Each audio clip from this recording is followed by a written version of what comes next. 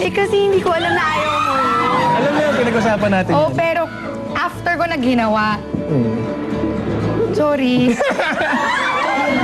There was one time kasi na, I don't know, you were asking me about that. And parang, siguro yun lang yung pinaka-pet peeve ko. And hindi ko rin alam kung bakit. Pag nakukurot ako, umakit yung dugo ko. Parang ganito na.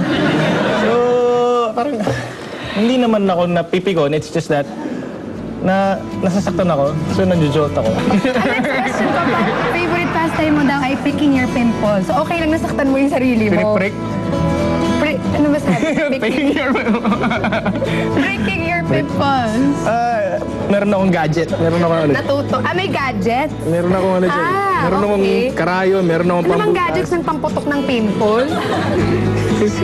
Actually, ang dami ko nilalang lalaking ganun. Karayom lang, tsaka pag pinras mo ganun, lalabas na siya. Oo. Mahilig ka daw sa sale kapag nag-shopping ka. Mahilig ako sa clearance. Ano ko yung sarili ko sa ganyan. Nasa Milan ako one time. Pagpasok ko pa lang, dire-diretso ako from first floor down to the basement. Hinahanap ko yung clearance. Ilang minutes yun? 47 minutes. Doon ako dumiretso. But when I saw the clearance, doon na ako nakapamili. And ako, whenever I go to the States, doon lang ako namimili because maraming good buys. And then outlet ako. Even in outlets, doon ako dumidiretso sa clearance because wala namang season sa atin eh.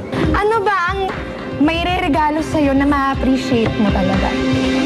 Natanong ko yan because yung material, material ba yung tao? Material? Yung may presyo. Hindi ako materialistic na tao, alam mo naman yan eh. Napakasimple ko, oras siguro. And So lahat ng fans, bibigyan ka ng time. bakasyon.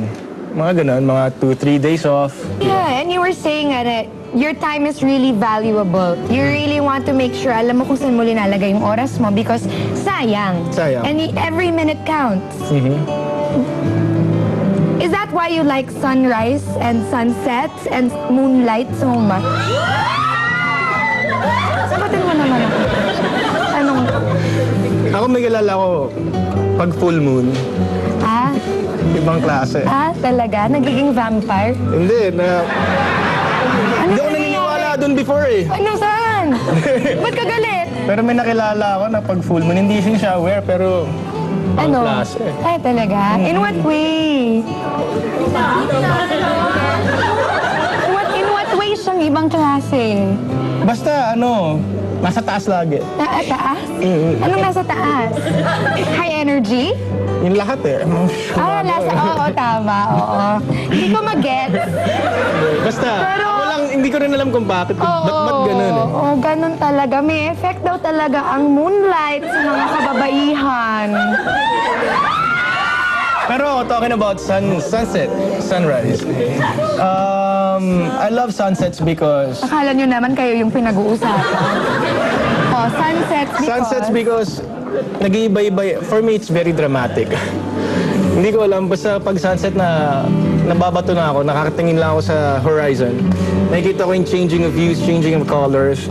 And it feels so majestic na every day, it's a different sunset. It's a different changing of colors, different clouds. Tapos pag sunrise naman, for me, it's parang, it's another chance. Pagka set nung sun, your day is about to end, parang nakompleto mo yung araw mo, tomorrow is another day. And then when you see sunrise, it's another opportunity to do things, to become better, or another day para maging mabuting tao. So marami siyang sa akin. Kumbaga, marami siyang ibig sabihin. Kasi si PJ po, pag nanonood po yan ng sunrise, sunset, talagang parang pelikula yung pinapanood niya. Parang siya lang yung tao sa mundo, siya at ang araw. Oo, talaga. Kailangan mo ma-appreciate talaga yung appreciation niya sa ganon. Kasi may photography exhibit nga pala na sinalihan mo dahil mahilig ka sa photography, PJ, di ba? Na-commission ako ng Ayala to do some photographs of Pinoy artists. The wood carver in Laguna and the dancers in Steps Dance Studio. So it's the first commissioned work. Yung Sun Life Insurance, they got my photos. ginawang calendar. So 12 photos na ginamit nila para sa kalendaryo. Ako, I love just taking pictures without even the learning. I go by feel. And siguro just as long as you know the composition is correct, doon ka na eh. And I love landscapes. Kaya nga doon ako nagdodraw sa sunset because it gives you different colors, different moods, and different meanings. Yun ba yung hilig mong kunan? People, landscape? Landscapes, twigs.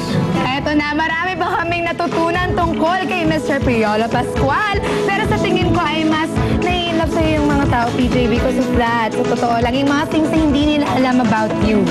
Kilalanin pa natin si Mr. Piolo Pascual sa pagbabalik ng Simply Casey.